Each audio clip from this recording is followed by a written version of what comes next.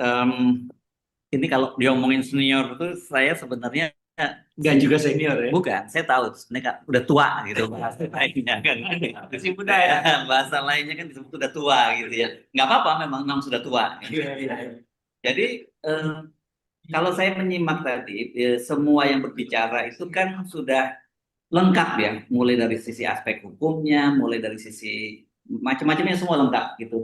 Justru saya sebenarnya ingin malah nggak ngomongin soal teorinya, saya langsung ngajak aja langsung terjun bagaimana sih sebenarnya memanfaatkan new media ini. Sebenarnya saya sejak udah setahun yang lalu ya menawarkan kepada STM itu untuk ayo kita mulai mulai bergapa terjun untuk menekuni ini. Kata saya mau cerita mau share pengalaman aja sehingga kemudian sampai pada seperti situasi seperti sekarang. Saya sekarang ini punya 3 channel yang masih aktif karena ada juga channel yang di take down dan sebagainya. Itu Rocky Gerung Official yang saya kelola itu kan 2,6 juta subscribernya. Herbs Monopoint itu 1,2 juta, 1,112 juta subscriber, dan kemudian ada lagi yang baru off the record itu ada 400 sudah 400 lebih 401 ribu subscriber. Jadi total itu ada 4 koma sekian juta lah ya subscriber di channel saya.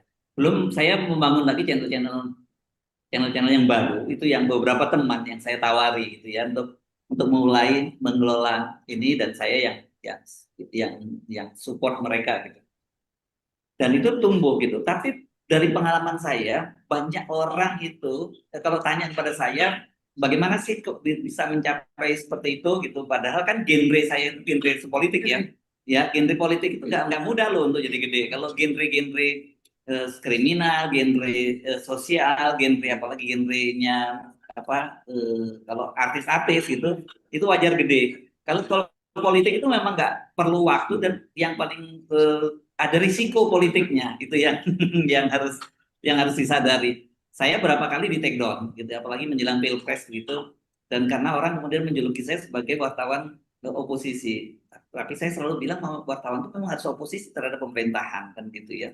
Kenapa? Karena tugas wartawan itu kan memang kalau saya menyebut sebagai memang the fourth estate ya sebagai sebagai pilar keempat dari demokrasi yang tugasnya menggonggongi para para penguasa itu memang tugasnya wartawan. Tapi gini, saya nggak mau ngajak ngomong itu, tapi saya ngajak bagaimana memanfaatkan new media ini. Tadi saya mendengarkan kan soal bagaimana ini kita selalu kalau di daerah mau dengan kepala-kepala daerah setiap kita mau mengajak kerjasama dengan kepala daerah kita ditanya apakah kita sudah terverifikasi oleh Dewan Pers atau belum. Kalau belum terverifikasi di Dewan Pers maka ya kita nggak akan dapat kerjasama dari pemerintah daerah. Saya menyatakan bahwa itu fine, bagus kalau bisa terverifikasi. Tapi kan kita tahu tadi ada persoalan-persoalan, ada keterbatasan-keterbatasan pada kita karena syarat untuk verifikasi itu juga tidak sederhana. Itu dari sisi kita, internal kita. Yang kedua dari sisi Dewan Pers sendiri, mereka juga punya keterbatasan untuk melakukan proses verifikasi kan. Jumlah yang ribuan itu nggak mungkin ditangani oleh Dewan Pers. Sebenarnya pada waktu ketua Dewan Persnya masih Pak Azumadi Azra, kita sudah pernah bertemu dan waktu itu mau gelondongan sebenarnya ya, Iya, Pak Ketum ya, kesepakatannya begitu. iya. Nah, di gelondongan aja SNS sih gitu yang melakukan verifikasi, jadi dan itu kemudian diakui oleh Dewan Pers. Tapi saya kira sekarang bisa itu dilakukan karena Prof. Komarudin itu juga nggak jauh-jauh seperti Pak Azumadi Azra juga cara berpikirnya. Mas Soto, saya kira teman kita juga sudah memberikan jalan keluar. Tapi saya mengajak Anda untuk lupakan soal verifikasi itu gitu kalau memang belum dijalani. Tapi kalau mau dijalani fine. Ketika Anda kemudian di daerah itu punya channel yang besar, yang viewersnya cukup besar dan Anda itu jadi rujukan di daerah itu, Anda nggak perlu datang kok ke Pemkot itu, ke Pemprov, ke kabupaten. Justru mereka akan datang. Kecil Saya kan ulangi ya. ya. Jadi saya punya background sebagai wartawan. Ya, saya malah kalau di itu saya udah 40 tahun jadi wartawan sekarang ini ya.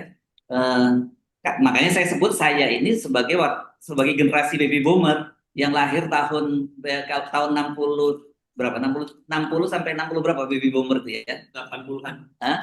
Ke 60 sampai 2000 ya.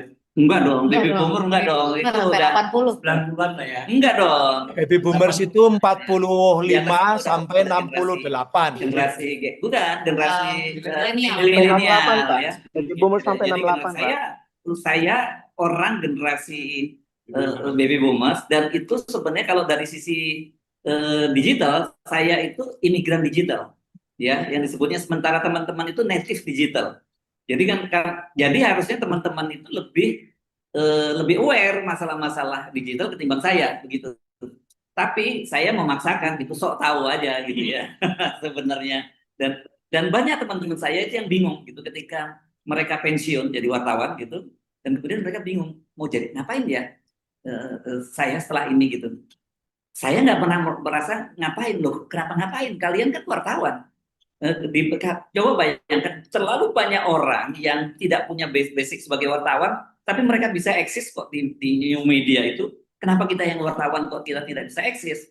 Memang benar seperti katakan oleh Pak Toto tadi, bedanya kita yang wartawan ini dengan mereka yang tidak punya background wartawan, kita masih tetap prinsip-prinsip jurnalistik itu ya, soal 5W satu hanya kita hormati, kita mesti juga soal kode etik mesti kita jalankan dan sebagainya. Itu membuat justru ini, mohon maaf ya, bukan lebih-lebihkan, tetapi mungkin orang melihat saya lebih kredibel karena dengan background saya sebagai wartawan dibandingkan mereka yang tidak punya background sebagai wartawan, gitu kan ya. Itu yang membuat, jadi kelebihan kita nih, Anda semua itu teman-teman yang di daerah-daerah ini yang sekarang mengelola tergabung dalam SMS itu, kan teman-teman ini wartawan, gitu loh. Jadi orang akan lebih kredibel melihat Anda semua dibandingkan orang yang tidak punya latar belakang sebagai wartawan. Itu satu. Kedua, dengan sebagai wartawan, kita kan punya networking lebih luas dibandingkan orang yang tidak punya latar belakang sebagai wartawan. Kenapa? Karena kita biasa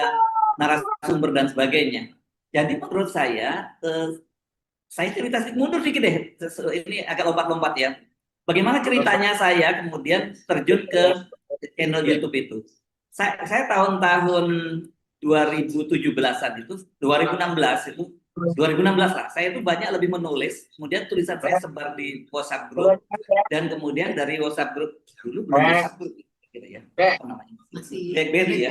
Masih BlackBerry itu banyak tulisan-tulisan yang menyebar, dan kemudian tiba-tiba ditunjukkan oleh beberapa teman, tulisan Mas Hersu itu kemudian didubbing oleh orang dan dijadikan di channel YouTube, dan penontonnya besar. Pada waktu saya ditunjukin, saya ingat betul, ada salah satu tulisan saya dimuat di YouTube itu dengan didubbing aja, dibacakan tulisan saya terus didubbing, itu sampai 800.000 penontonnya begitu.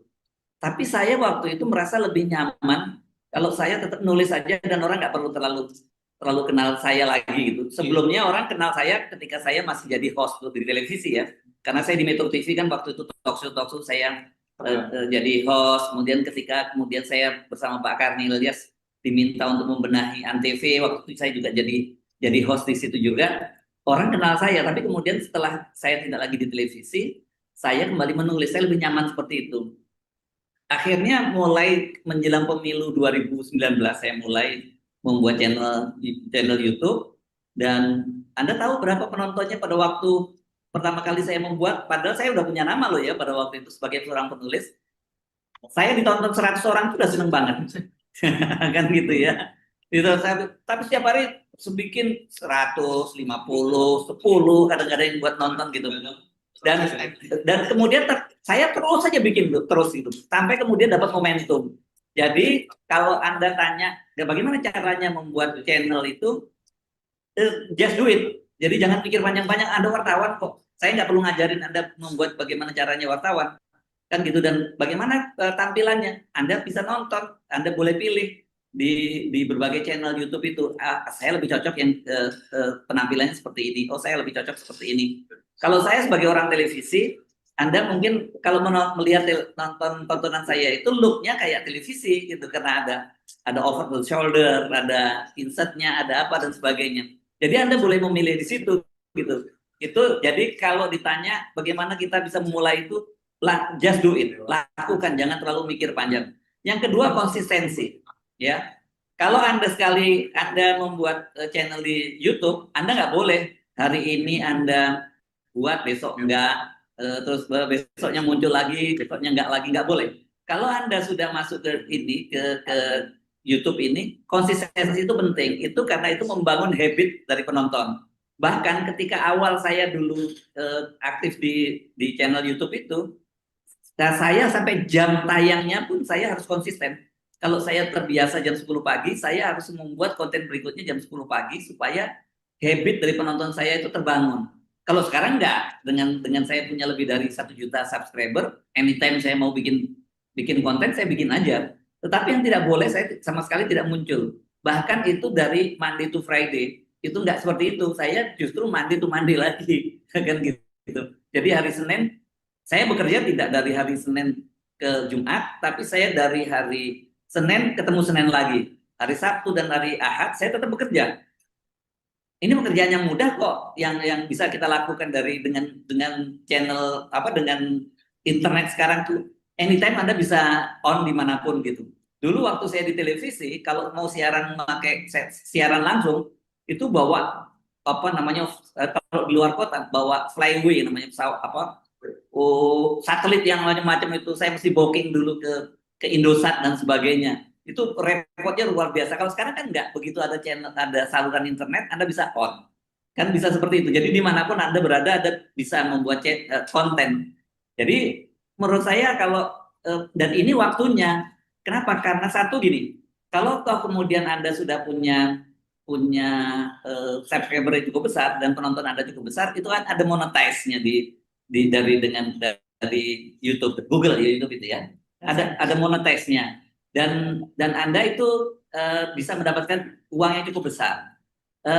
Gampangnya gini deh, saya kalau kalau ngomong ngitungnya itu saya nggak bisa ini. Minimal kalau bisa Anda bikin konten itu minimal 10 menitan. Kenapa 10 menit itu? Supaya bisa iklan Google itu bisa menempatkan iklan di sepanjang konten Anda itu. Iya, memang. Kalau terlalu pendek, short gitu itu susah ya.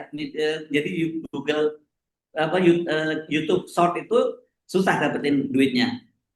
Karena mau ditaruh di mana iklannya. Tapi kalau Anda bikin 10 menit konten itu minimal ada 3 iklan yang bisa ditayangkan di situ dan itu bisa ada duitnya nanti. Saya kalau ditanya berapa kira-kira besar duitnya, bodoh-bodohan. Ini tapi kan gini, tidak semata-mata hanya viewernya ya. Oh viewer saya gede, kenapa kok dapat monetisnya kecil? Mungkin pada waktu itu orang nggak stay pada Anda gitu ya. Walaupun 10 menit ternyata ditonton Anda cuman 2 menit, 3 menit dan sebagainya gitu. Ya duitnya juga kecil. Tapi kita ngomongnya nggak susah-susah ya. Misalnya begini, ini soalnya saya ajak ngomong ini supaya orang lebih tertarik dan semangat gitu ya. Kalau Anda itu bisa setiap hari konten Anda ditonton oleh 1 juta orang, 100.000 orang, ya penonton Anda itu 100.000 orang, kira-kira setiap hari Anda itu bisa mendapatkan 1 juta rupiah, ya plus minus gitu ya. Nanti Pak Ilona bisa nambahin ya. Tapi sangat tergantung berapa lama orang stay pada nonton Anda. Jadi kalau Anda selama 30 hari dan kemudian setiap hari channel Anda itu ditonton oleh 100.000 orang, dalam 1 bulan Anda bisa mendapatkan 30 juta rupiah. Coba saya mau tanya pada Anda, kira-kira bisa nggak sekarang dengan media online itu Anda mendapatkan 30 juta rupiah per bulan? Itu hanya penontonnya 100.000 loh ya. Tapi kalau sehari channel Anda ditonton oleh 200.000 orang, Anda tinggal ngitung. 60 juta Anda dapat. 50 sampai 60 juta lah, tergantung sama berapa lama orang stay di channel Anda.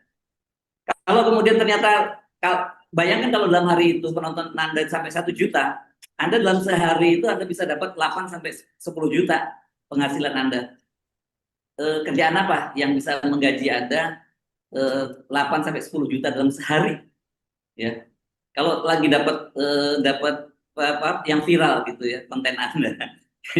Jadi dari situ. Nah, ini cara seperti itu keuntungannya kalau di daerah Anda punya channel yang cukup viral macam itu, pemerintah daerah pasti akan kerjasama dengan Anda. Dia nggak akan tanya lagi Anda punya diverifikasi ya, apakah sudah verifikasi pada diverifikasi di Dewan Pers atau tidak. Mana peduli mereka, yang penting ini kok channel ini yang nonton banyak, ya viewernya banyak dan saya harus tampil di situ. Anda bisa kerjasama. Saya memberi contoh misalnya, kan Anda bisa membuat channel konten-konten wawancara dengan bupati, wawancara dengan Kapolres, wawancara dengan pokoknya tokoh-tokoh di situ ya. Kalau Anda sudah punya channel dengan viewer yang besar. Tapi saran saya kalau viewer Anda kecil, jangan terlalu banyak wawancara-wawancara dengan tokoh-tokoh formal. Orang nggak tertarik untuk membuat menonton itu. Tapi kalau subscriber Anda udah besar, Anda bisa mendikte kok penonton itu gitu. Jadi mau nggak mau orang akan nonton Anda karena ada ingin tahu, orang akan ingin tahu apa sebenarnya yang terjadi semacam itu. Jadi itu coba bayang kalau Anda bisa lakukan, teman-teman di daerah melakukan semacam itu, nanti bagi-bagi aja tugasnya gitu kan. Kan tidak selalu politik. Coba Anda lihat sekarang channel-channel yang kerjanya cuma keliling daerah-daerah yang membuat tentang situasi pariwisata di daerah itu. Ada juga yang kerjaannya cuma bikin kalau terutama di Jawa Barat ya, karena kebetulan alamnya juga indah gitu ya. Mereka kerjanya belusukan ke kampung-kampung gitu, cerita ada rumah terpencil, ada rumah di tepi hutan dan sebagainya. Penontonnya besar banget gitu. Saya udah sebagai orang praktisi, saya tahu saya bisa ngitung duit gila dia kerjanya cuma keliling begini aja, dia sebulan bisa puluhan juta itu dapatnya dari tontonan itu. Dari situ aja kan kita bisa bagi-bagi, misalnya kan memang model bisnisnya berbeda ya. Kalau YouTube ini kita nggak bisa kayak koran, nggak bisa kayak kayak televisi yang melibatkan banyak sekali tenaga kerja, nggak bisa. Ini minim banget tenaganya gitu. Saya dengan channel saya ada 3 itu saja, itu saya melibatkan 1, 2, 8 orang ada di situ yang mengerjakan tiga channel itu. Jadi rata-rata ya satu channel itu hanya 2 sampai 3 orang saja. Itu pun dia masih bisa mengerjakan pekerjaan yang lain lagi. Jadi teman-teman mulai berpikir tentang itu ya, tentang bagaimana langsung praktek untuk memanfaatkan sumber daya yang ada. Tadi Pak Firdaus cerita, oh di sini ini ada editornya 5 orang. Pertanyaan saya, editor 5 orang tuh ngapain aja tuh kerjaannya tuh selama ini? Kalau idle nggak dimanfaatkan, ya itu nanti akan jadi cost, karena bagaimanapun orang tetap digaji kan. Jadi itu. Tapi kalau ini dimanfaatkan, ya nggak ada yang idle. Jadi mulai pikir seperti semacam itulah ya. Kalau kita misalnya kan ada radio, ada apa di daerah. Kalau ini sekarang orang kan kayak televisi tapi dengan biaya yang murah. Saya mau buka rahasia aja pada Anda. Apakah saya setiap kali wawancara itu ketika saya bikin konten saya pakai kameramen? Enggak. Saya tidak pakai kameramen, saya pakai Zoom saja, saya rekam di Zoom.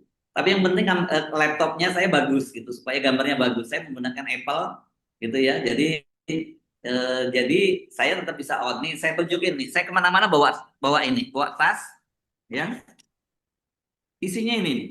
Ini laptop ini, kemana-mana ya. Kemudian ada gadget saya, itu saya buka untuk tethering. Kalau untuk saya perlu internet supaya terkoneksi dengan ini.